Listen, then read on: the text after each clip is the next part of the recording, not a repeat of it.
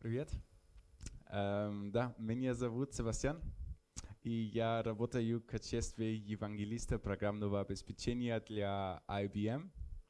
И я учу русский немножко. But I think it's easier if I talk in English, and I hope that's okay.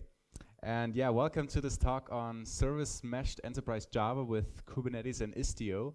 This is gonna be an introduction or some appetizer what to do with service meshes and why enterprise developers might care about them.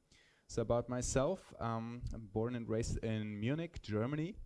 And I work for this company called IBM, and I do a lot of things with enterprise software, typically mostly on the Java side, so enterprise Java and things like that. But basically anything that enterprise software needs. So a lot of cloud native technology, container orchestration, Kubernetes, service meshes, and things like that. And another fun fact about myself, ja lubię coffee. So this is why I have some coffee shop example for you, some enterprise coffee that I will show as some example application, because we will have some microservice example with at least 2 applications running. Why 2? Because 1 is boring, right? And we need at least some communication, something going on. So I think slides are mostly boring as well. So I want to show you a lot of live coding and live demos.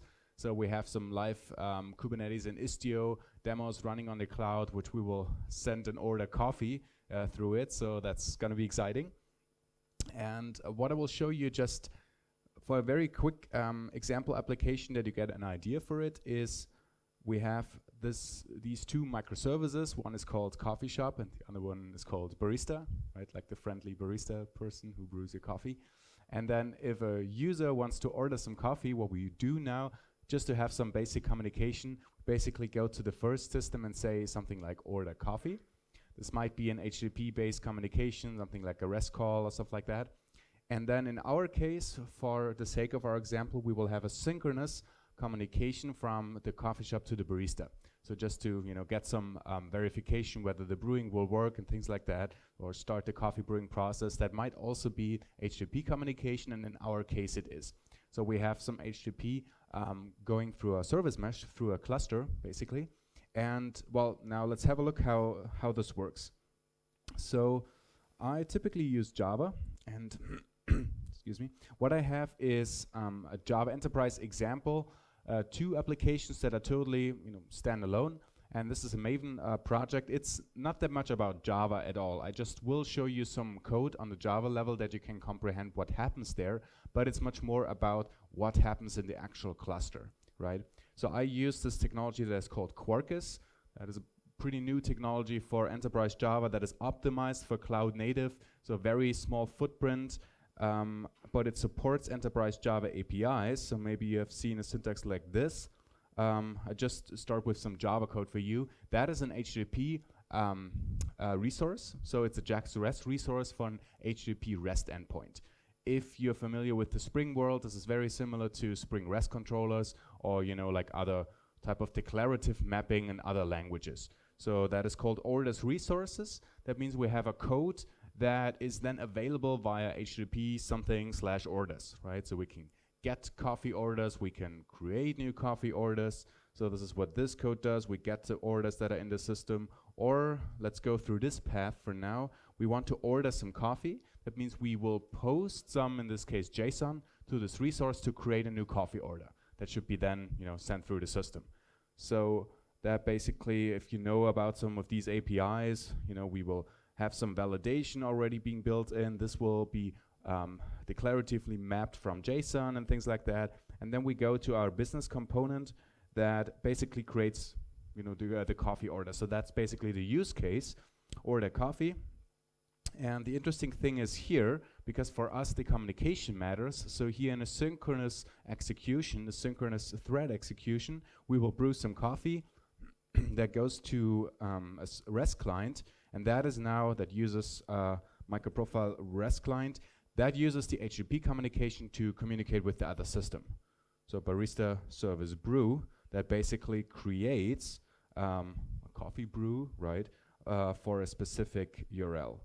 Can go here, that is being mapped from this REST interface, and will basically end up at the other system, brew / some ID, and so on and so forth. So basically this will be a synchronous, in this case, put request. But that's important. It will be a synchronous HTTP request, right? That's the only thing that's important for us now. And then, well, basically we can try this out, right? We can deploy this. So how would this look like in an application if, first of all, we talk about container orchestration, right? So who of you knows about this technology called Kubernetes? Hands up. Or who of you has used it? Okay. So this is basically pretty much state-of-the-art container orchestration. What does that mean? Kubernetes is an open source technology to basically orchestrate your containers, container orchestration. What that means, if you run your workload in containers, most of the cases that might be Docker, then of course you want a little bit more managed options rather than, you know, firing up Docker run on all of these nodes yourself, right? Because in production you hopefully have more than just a laptop, right? I can run Docker run if I run my workload as Docker containers on my laptop, but in a production cluster with multiple nodes that are distributed somewhere and I want to have some load balancing and things like that, it's just a little bit more effort to manage that, or much more effort actually, right? I have to set up some load balancing, I have to configure all of these IP addresses, and if you ever done Docker networking yourself, you know this is quite a lot to do. And this is what Kubernetes is there for. Has been open sourced originally by Google and is now supported by many companies. And I do have a Kubernetes cluster right here. I could create one using many, many ways. I personally use a managed option using the IBM Cloud Managed Kubernetes. So then you can just create one yourself and you don't have to manage all of that stuff yourself. I created one that is located in Chennai, that is India. So that is the fun thing working for a cloud provider. When I talk about technology and I travel to many destinations around the world, I always try to create clusters that are closely located.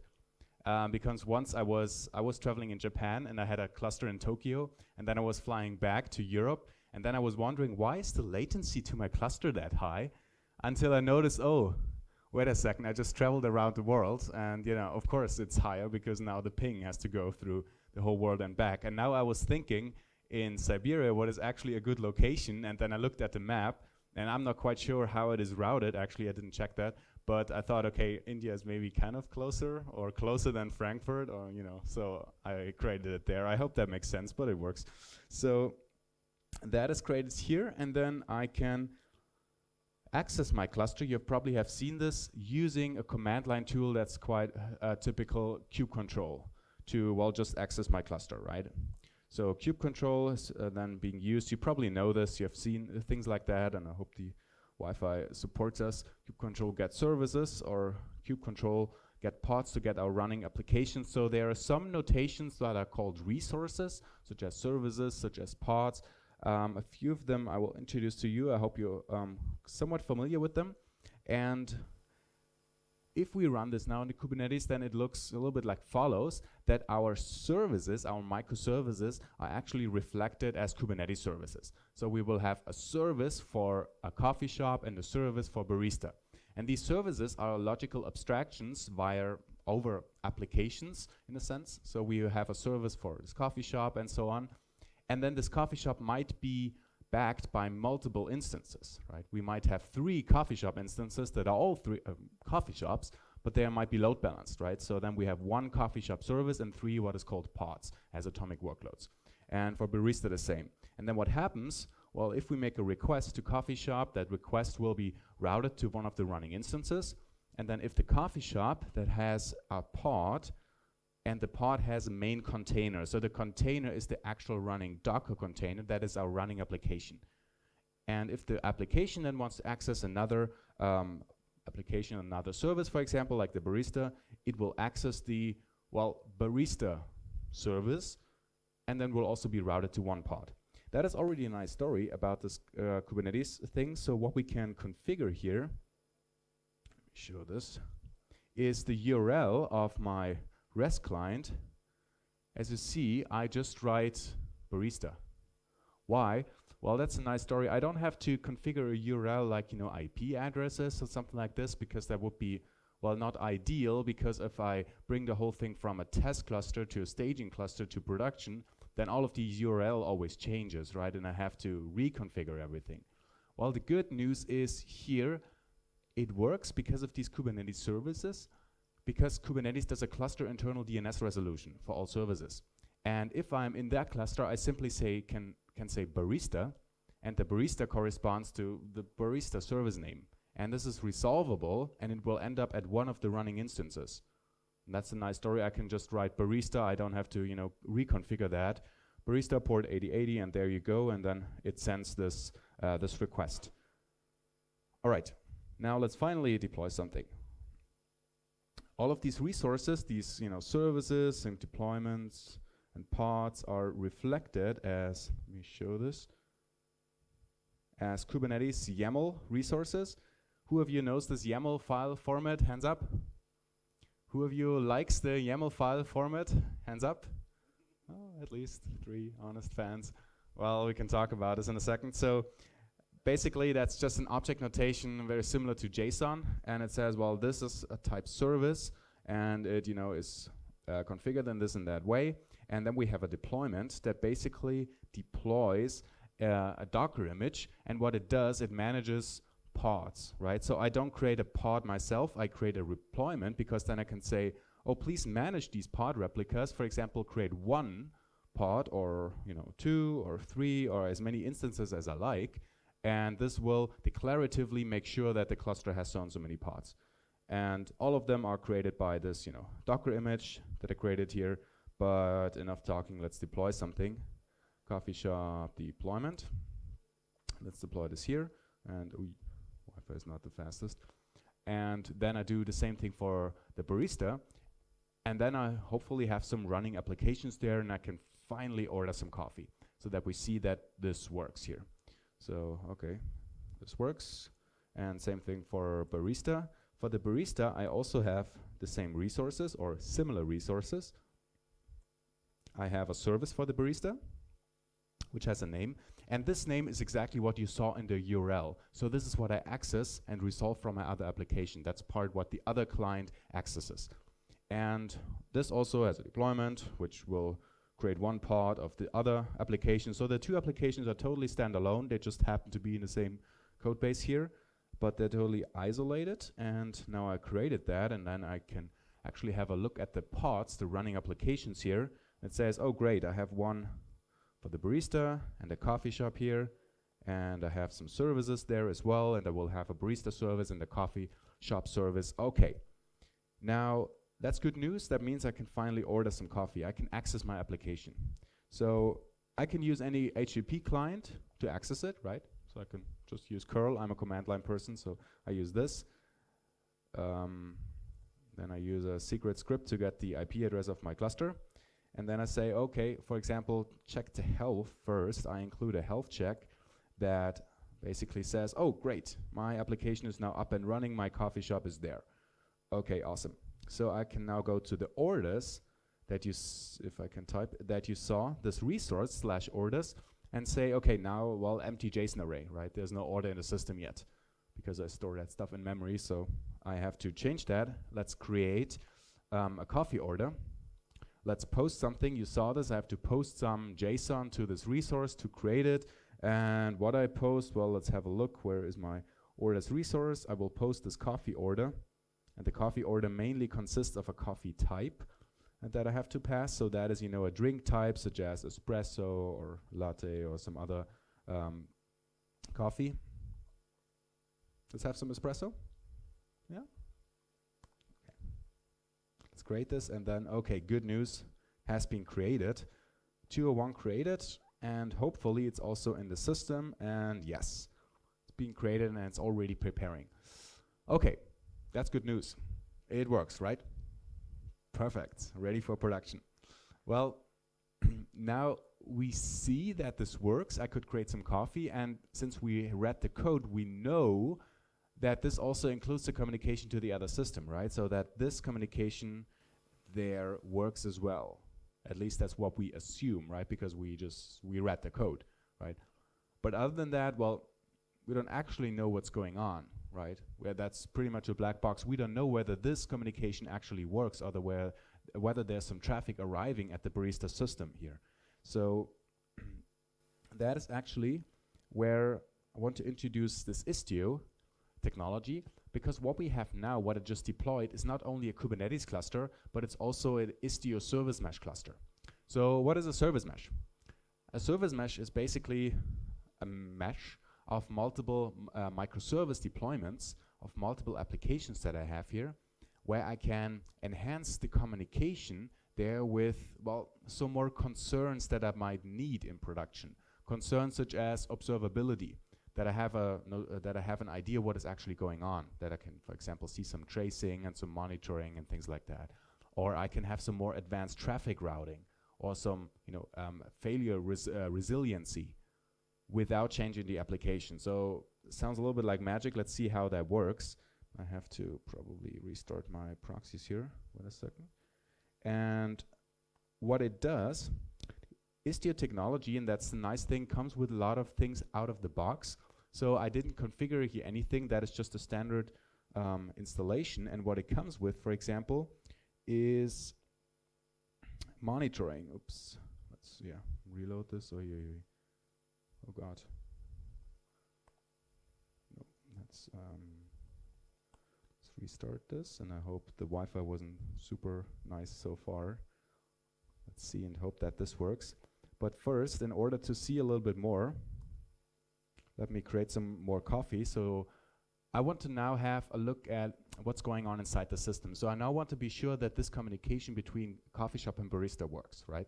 Because I just assumed it by looking at the code, but in production I don't really see what's going on. So in order to do that, let me create some more coffee, and more coffee, and more coffee. Created, more coffee. Okay, let's let this running so we have a little bit of traffic in the system. And yes, so this is the first thing that I want to show you. That is a monitoring technology called Grafana. And this technology includes some nice fancy dashboards here that show some, well, all kind of monitoring information that you configure here. And the nice thing is, out of the box, it already comes with some technical metrics being there just without doing anything or configuring anything. So what you can see here is something like success rate, the request duration of HTTP requests, the volume, and things like that. What is the client workload? Where does that come from? And you see service coffee shop. So that already includes this dashboard for the coffee shop service. And again, I did not configure that. Just by looking at what's the workload in the cluster right now, and that I do have this coffee shop service, it configured that itself. The same is true for barista. We have such a dashboard for barista as well, and we see, okay, great, there's actually some traffic arriving at the barista system.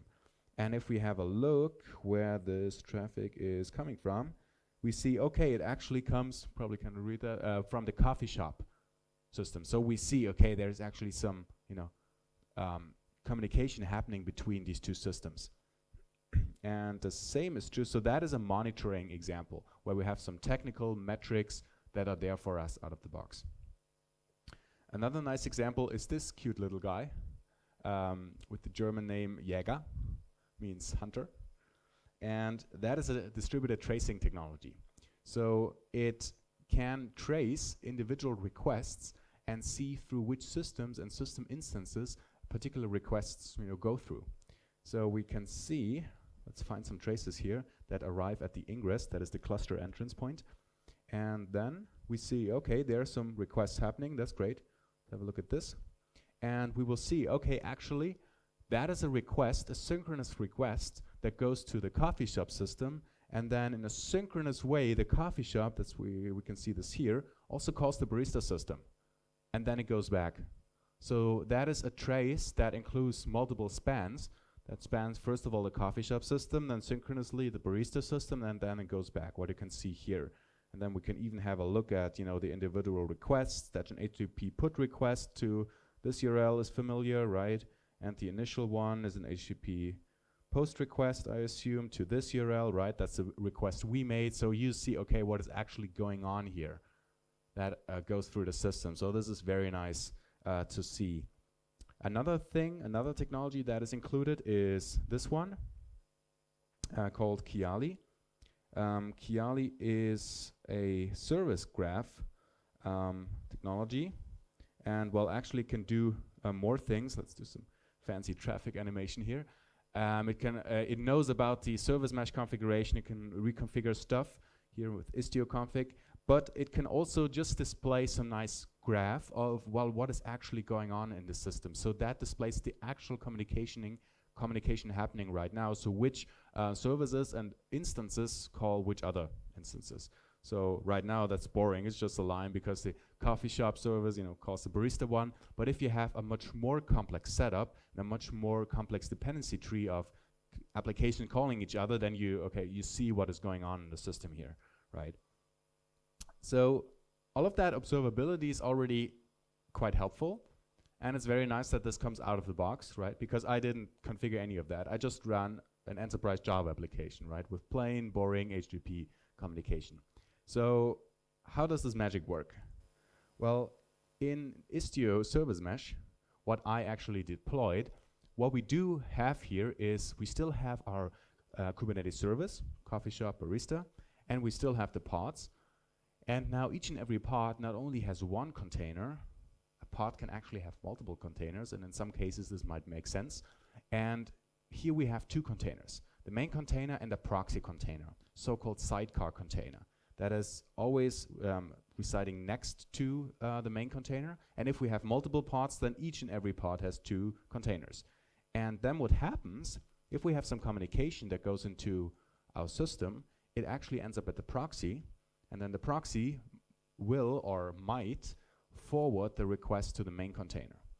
And if the main container accesses something else, then this communication also goes through the proxy first, ends up at the other proxy, and that then forwards to the main container and the whole thing back. So all of the communication now goes through these proxy containers, while without our applications actually knowing about it. That's transparent. That happens via Linux IP tables, black magic, that's just routed there.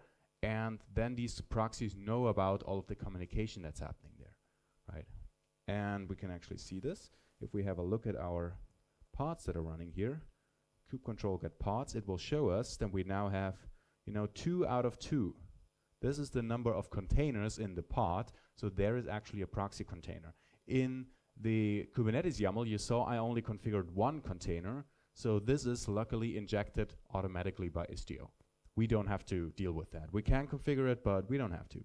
So this is a nice story, and then what you can already assume is that, well, this is where all of that information then is coming from. There is another component, a control plane in the Istio cluster that then gathers all of this information, right? So now the proxies can note about, well, which communication is happening here, right? And then you can extract that, and then out of band in our nice monitoring Grafana dashboard, you can display, okay, what's actually happening. And this is what happens here. We have some, telemetry data being exposed to control plane. We can actually reconfigure the proxies, how to behave. We can inject some other stuff that I will show you in a second. And this is then how all of this works here and how this enables us to do these things. Okay, make sense? Well, you should have one question, because all of that doesn't explain how the tracing works, right? Because you now see if the proxies note and log all of the requests, what happens, well, then out of band you can analyze it, but how do you know that actually this communication, these two requests, these two HTTP requests, are part of a trace, of a single outgoing originating request, right? Just because they happen to happen at the same time? Right. That's the point. We need to make sure that they actually, correlated. And typically you do this with an HTTP header or some type of correlation ID. You have to correlate these requests that actually one originated from the other one. And we do this by passing HTTP headers. What you do, that's also described in Istio, the page, typically, and there are multiple standards / de facto standards. So that is one way how to do it, using open tracing. These are HTTP request headers like x-b3 trace ID, span ID, which you have to pass. And then in Java code that looks as follows, that this is JAX res code. that you say, okay, you have to get all of these HTTP headers and then basically pass them to, through your code to the HTTP client to pass the correct correlation IDs. And well, that would be a little bit cumbersome, right? That would be bad code. I mean, look at this. This is JAX-RS code, right? You have HTTP at header param, trace ID, span ID, request ID, blah, blah, blah, blah. And then I need to pass all of these arguments through, well, the whole synchronous execution context, really? So let's have a look at this. Here you see, well, oh, I don't have the headers. So I would need to inject them here, right? And then pass them to this method. Then pass them to this method. Pass them to this method and get them and, get the headers back, send it to the HTTP client and send them here. Well, luckily I don't have to do this because what I'm using here that's the website quarkus.io of this Quarkus technology. It includes a project called Microprofile Open Tracing, and this is based on Enterprise Java technology. And the good news is, if I use a JAX-RS endpoint on one side for the HTTP communication and the JAX-RS or a REST client on the other side, well, then it will automatically take the current tracing context if that's a synchronous request and if it's part of one thread execution, and just pass these headers for me, thanks to this technology. So I don't have to do this manually and take the tracer and the current tracing context myself, because this would be a lot of boilerplate code and it doesn't add a lot of value to my business logic, right? So this is done by the implementation, luckily. So that's a nice story about this Enterprise Java here running, that it supports this technology for this tracing example. So this is why this actually works, and why we have the example here where this is a synchronous HTTP request where all of these tracing correlation IDs will be passed automatically. All right. I think that answers the questions how the observability works. So that is this part of Istio that is already being added, but now a few more demos and examples, right? So that already helps with a lot of things out of the box. Of course, for production, you would have to add your own technical metrics and things like that. So whatever is important to your application, but it comes with these things out of the box there, which is already helpful. And what else we can do is to have some more, well, traffic management and some failure resiliency, right? Because what happens if the barista system, if an instance is not available, right? Well, then you might get an error in your HTTP client, your lookup, or what happens if it times out the communication, right? Then, well, depending on your implementation of this HTTP client here, well, you get a timeout here in the code, right? And you get a Java exception, or depending on the technology you run. But the bad news is not all of the HTTP clients actually do this. There are some HTTP clients out there, depending on the technology, that actually have an infinite timeout. And I hope I don't have to tell you that this is a very bad idea, right? Because what happens, well, infinite timeout, it blocks the thread, which doesn't matter because we have a few threads available here, right? But sooner or later, all of them are blocked, and then you can restart your application or whatever technology, again, you use, right? So the nice story is that Istio supports some resiliency here, and even if, for example, this connection times out, then the proxies can handle that. The proxies can, and they do, include a default timeout, and then they can send an actual error, an HTTP error, to the main container here. So the proxy makes sure that the communication works, and if not, they will handle this error. And you can configure that. So out of the box, these proxies do some outlier detection. They make some, their own checks and see, is this instance actually healthy or not? And if not, then, I throw an error immediately. And we can configure that. So let me show you a few more YAML resources, yay. And this is now, these are a few other resource types, and that is now how we configure actually this Istio thing. So that is what is called a gateway, virtual services, and destination rules. So let's start with the one for the barista, that's easier. And that is, well, I can share some resources how all of that works. It's in the beginning it might be a little bit overwhelming, all these resource types. At least I struggled quite a lot in the beginning. We have what is called a virtual service. So a virtual service defines routing rules or rules for, well, a service that is part of the service mesh. That is per default all of the Kubernetes service are also, you know, included there, but you might enhance this with some virtual service. That's why this name. And it basically says, okay, how do we route everything that goes to, for example, barista? And in this case, that's a default rule. That's very boring. We say everything that we look up for barista, please actually route it to barista. Subset v1. Okay, great. Well, that's just, you know, goes to barista. We might change that. And then destination rule, well, it adds further rules and policies for the destination barista. So we might have some checks. We might require some authentication. We might require, oh, only this particular service is even allowed to call us and the others are not. We can enforce these checks on a proxy basis, which is very nice for a security basis. And it also defines some subsets. So for example, we might say, oh, there's not only one subset of a particular service, but we have multiple ones. We will use this in a second. And well, then we can enhance these routes a little bit. And what I can, for example, say, so this is the same thing for the coffee shop, which looks a little bit different because we have the gateway. The gateway is similar to in Kubernetes ingress. That's the ingress traffic into the cluster. So that's the way into the cluster that then routes to, well, wherever the way into the cluster should go to. Right, so this in our case also routes to a coffee shop, right? Port 8080, that routes to our application.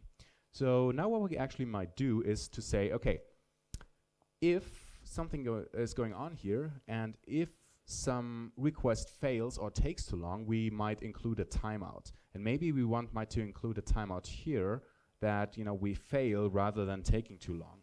So what we can do here is to say on this HTTP route, we simply include a timeout of 1 second. And by the way, this is why I dislike YAML, because you saw the indentation. You never quite know whether this is correct or this is correct. You see the difference, right?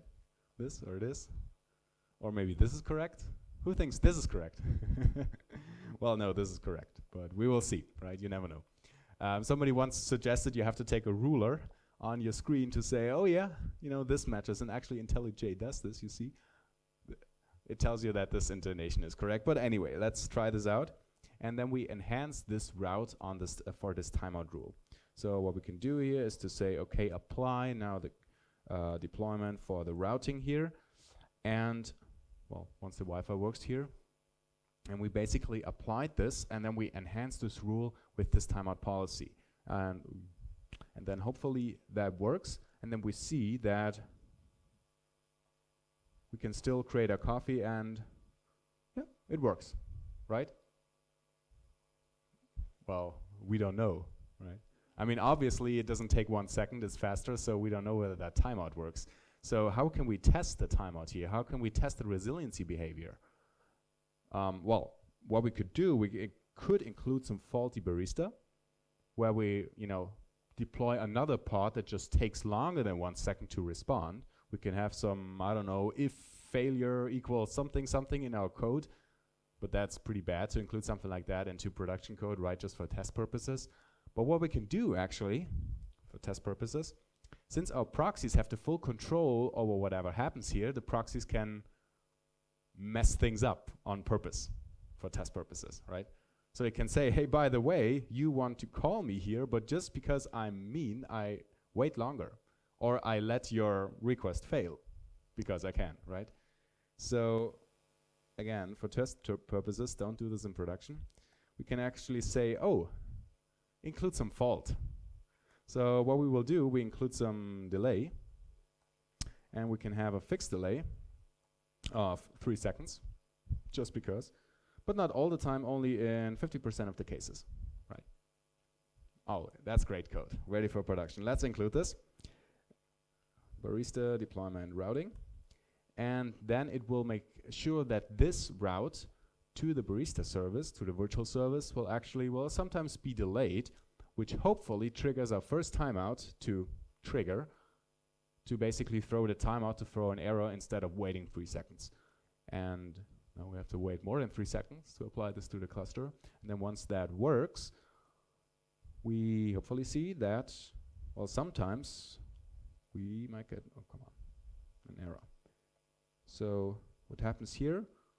Now depending, by chance, random, we either get 201 created or we get, well, a gateway timeout. But not after 3 seconds, but after 1 second, right? Because that is then the timeout that the first virtual service fires because it takes too long inside. And now again, you know, monitoring and our tracing even helps us here. So now if we go back and say, oh, by the way, I actually want to see now what's happening here. For example, what if I get this timeout request, then if I wait a little bit until my requests arrive here, and I already can see, oh yeah, success rate went down, my monitoring.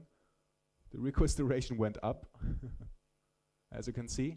So, you know, that monitoring already helps you, can see, okay, what's going on here? And then in the monitoring of the barista, we can see, okay, what is causing this? For example, the request duration, why it takes longer. And in the individual trace, we will also see, okay, now there's actually an error of here that wants to call this, but after 1 second, you know, this will cause the error to be thrown with a 504 status, and so on and so forth. And Kiali, we might see the same. So now this is, you know, this is causing an error. It's not only not 100% successful anymore, and things like that, right? So that already helps you here as well. Okay, let's go back here, barista, so that this works again.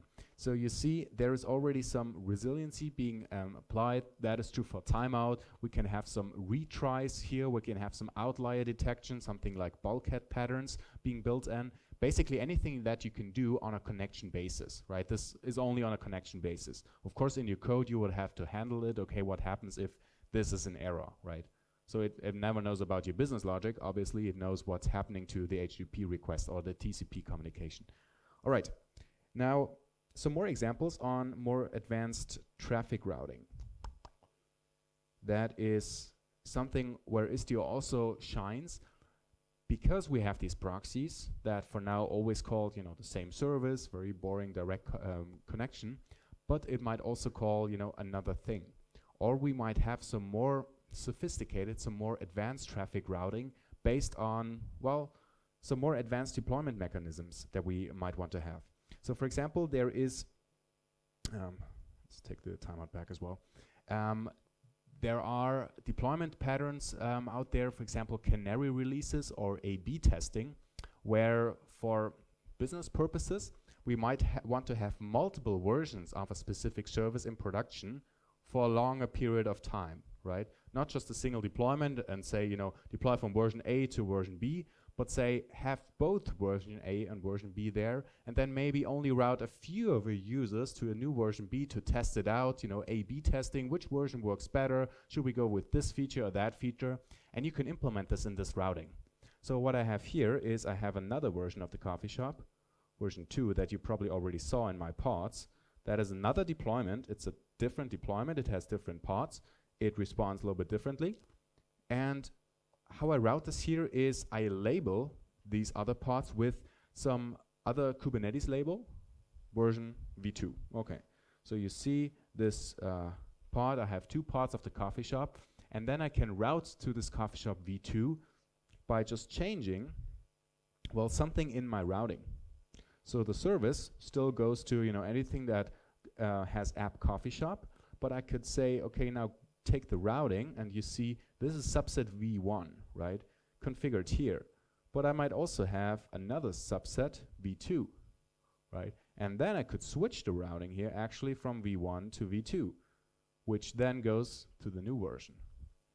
Or more interesting, I can say, okay, leave this for v1, but now include another routing with, for example, and now it's getting interesting, I'm doing some live coding in YAML, match a particular request based on, you know, criteria that you have on this request, for example, based on HTTP header information, match the, I don't know, user agent information here, for example, and anything that goes to, I don't know, anything that comes from a Firefox browser, please match this differently.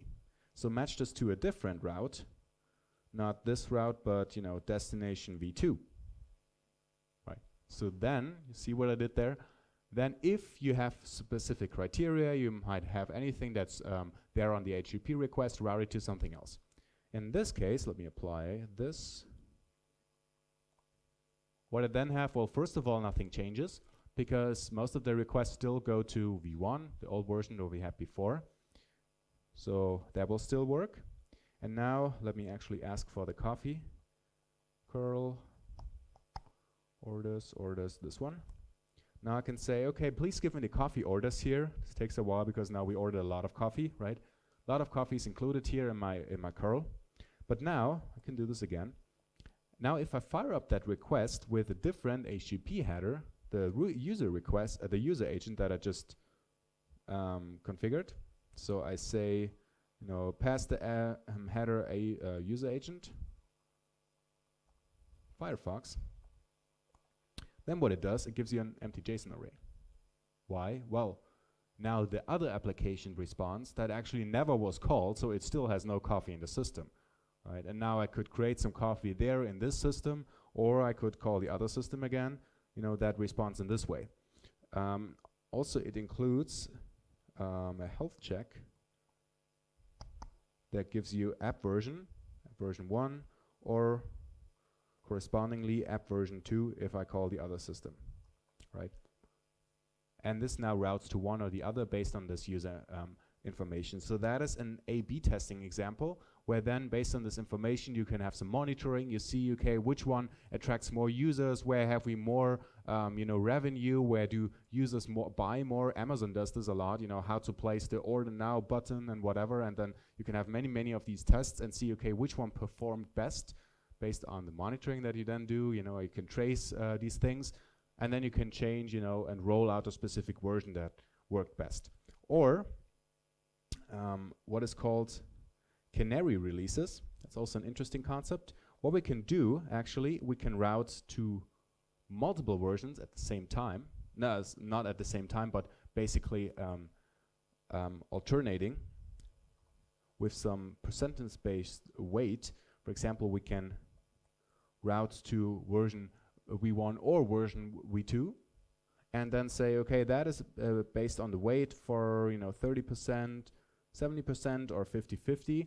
So then for all of the users, we route to, you know, either or version based on splitting the traffic, right? 30% of the users end up here, 70% end up here, or 50-50, or 5%, 95%. Why should we do this? Why does this make sense? Well, for example, if you roll out an application, a new version that I just deployed, that I just, you know, programmed, I'm not 100% sure whether that will work on production. I never am, right? And in order to limit the blast radius, right? Assuming I do a big bang deployment as always usually, right? I just deployed a new version and oh, shoot, it doesn't work, right? And then you affect 100% of users. For everybody, it's broken right now. What you can do instead, you say, okay, instead of affecting 100% of the users, I just say, you know, 95% of the users still have the old version and only 5% of the users have the new version, right? And then once that works, or it doesn't, you know, blow up immediately, we can increase that number to 10% and so on and so forth, and then see, you know, what's happening there. And in this case, let me do this and let me deployment routing. Deploy this example. Then what I can have, can actually ask for the app version here. So I call my application, and then we see, okay, both will respond. So either version 1 or version 2, you know, depending on users that come in. So that is also very helpful, especially for these advanced deployment techniques, where we say, okay, deploy, you know, first 5% and 95% and so on and so forth, and then you limit this. And then also in the monitoring, you see, you know, which version immediately blew up, so you see whether the new Canary already emitted a lot of errors, and then you can roll it back. But of course, you should not do it this way. So, you know, I live coded YAML. You should not do that while deploying 5%. Okay, now change it to 10%. You should do this in an automated way, right? And either you can have some YAML templating scripts and then some automation available where you say, okay, add a template value for this, and then, you know, change it to 5%, 10%, and so on and so forth. Or again, you use some open source technology That is another thing that I want to show you. It's called Flagger. That is an operator for Kubernetes. But basically what it does this already for you. So it implements this approach of especially canaries and, well, a few other deployment techniques to make this rollout out of the box. So you don't have to do, 5%, 10%, include it, check whether we have a lot of errors in, in the monitoring and things like that, and then roll back or not. So we can have that here. Oh, by the way, before I forget this, you now see more different examples, so that's more interesting for the Kiali and of course also for the monitoring, right? So you see all of this, what you saw before in the observability tools here, which is quite nice. All right, so for Flagger, what I do now, delete everything and apply another approach that is called, so that is now easier for us. I include yet another resource type, I know, that is called Canary, but this makes actually things easier because then I can get rid of a few other YAML resources. Let's just say, okay, include a Canary for the coffee shop deployment. That means every time something changes in the deployment here, don't just roll it out, wait a second and roll it out in intervals of so and so many seconds, and then wait and then increase it by 5% at a time until you are at 50% and blah blah blah blah, and look at these metrics, see whether the success rate, the HTTP success, is still there, whether I actually have successful requests. If not, then roll it back. So it actually checks whether this works based on some criteria, and of course enhance this. And let's see this, okay. There's even some logs that we can have a look into. So the logging of what happens there in the cluster. And now what I want to do, I want to, shop deployment Flagger, I want to apply this example for the coffee shop, and then what it does, automatically it will include multiple resources. It includes this Canary, and then again my deployment that I had before and things like that. Let's have a look at the pods here. And let's have a look at the pods continuously. So now it includes even two services that route to one and another. So the coffee shop service then routes to, well, either the primary or the Canary. That's basically the same what I did with the subsets, version old, version new. And then, well, I deploy this here, and then I see, let's do the health check again here. Make this a little bit, oh, it's already fast. The Wi-Fi is just slow. Okay, so we access version 1. That's what we had before, right? That version. And then what I do now, I want to deploy a new version here. So that's all I have. I don't have coffee shop v1, v2. What I still have is version 1, and this is what you typically do in your deployment pipeline, right?